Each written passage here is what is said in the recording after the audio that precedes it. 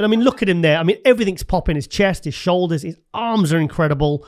And his legs don't look like a weakness like they do when he does classic. So like he said, when he loses that 4 kilos to make classic from this, what he brings the 212, it comes off his legs. And that really is something he can't afford to do. So 212 it is. And like I said, he's qualified now. But it's a nice position to be in. If you actually qualify for both, you actually have the choice.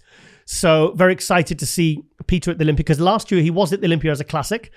And so what do we want to see? Is this another video? Yes, it is. Yeah. So here we have the big Krizo, absolute monster. So this is the pre-judging, isn't it? Because I can tell because all the tan came off on his armpits.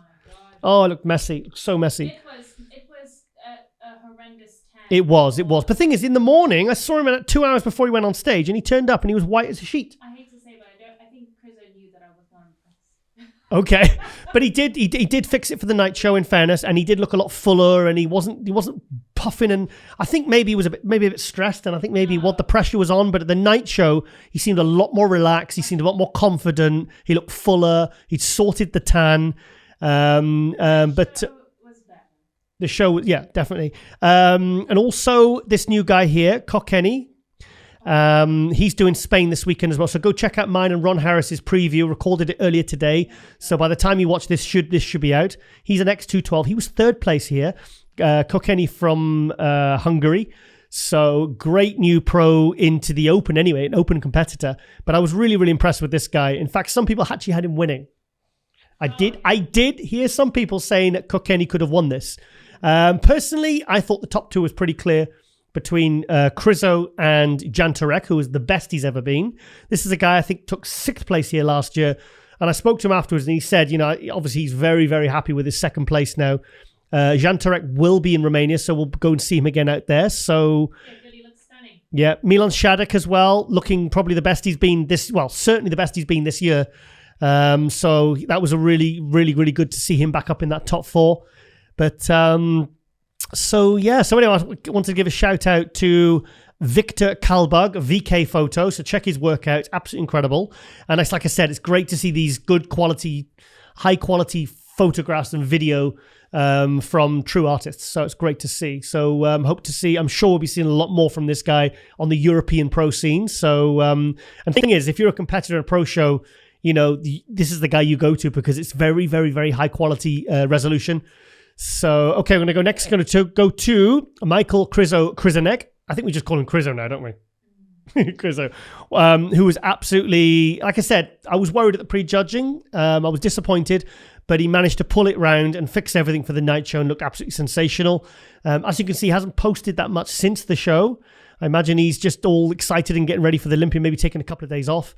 But, I mean, the guy, you've got to see this guy in the flesh. He's just, I mean, like I said to Ron Harris in the preview, I said, seeing his arms up close were reminiscent of Ronnie Coleman at his peak, because I saw Ronnie at a few Olympias and Grand Prix back in the day when he was at his best, the greatest of all time. And he was just, it was comparable, the actual girth of this guy's arms, the amount of muscle. And there ain't any crap going in them either, because you can see striations in the delts, you can see clean separation. And also, when guys don't do this, like Krizo, it really hits, I think it hits home for me most in the readable bicep, because you can see all the separation and all the muscle and all the lines in the arms and the shoulders. And for me, it just makes the pose that much more impressive. So, I mean, like I said, he's got 7 weeks of work coming up. I don't know whether he's going to make top 10 this year, but I do think in another 2 years time, I think he will be a threat for the Olympia title. I think he's that good.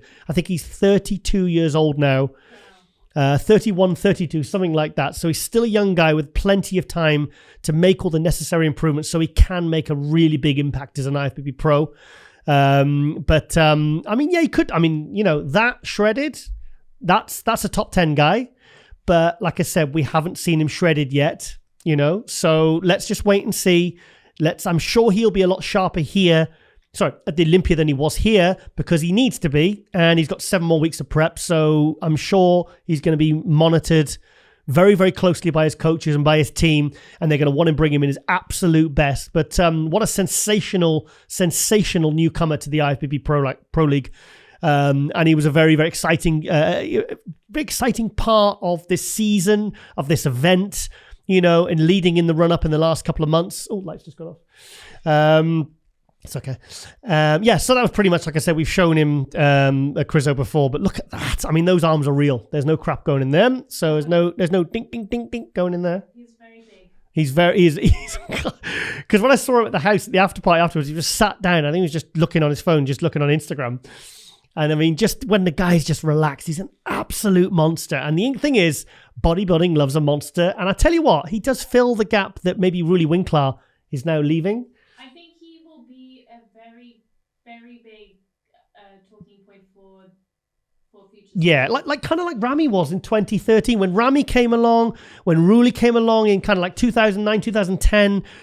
People get excited about the really big, freaky guys that are big and freaky from the outset. And like I said, Krizo fits that bill very nicely. And like I said, I just know the line at the Olympia to see him, the crowd response, I predict will be absolutely it'll be like Ramy when he walks out. Andrew Jack. And like I said, they're all new guys as well. So one apart from Ramy, 2-time Mr. Olympia.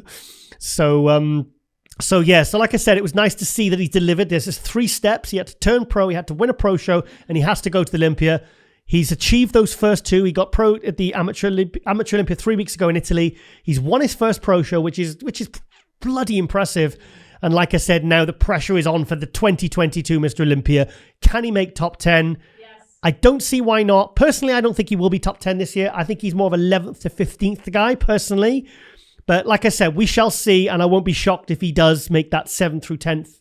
I don't think he'll make top 6 this year. I think that's a next year thing. And then the year after, I do think he could be a threat for the title. I really do.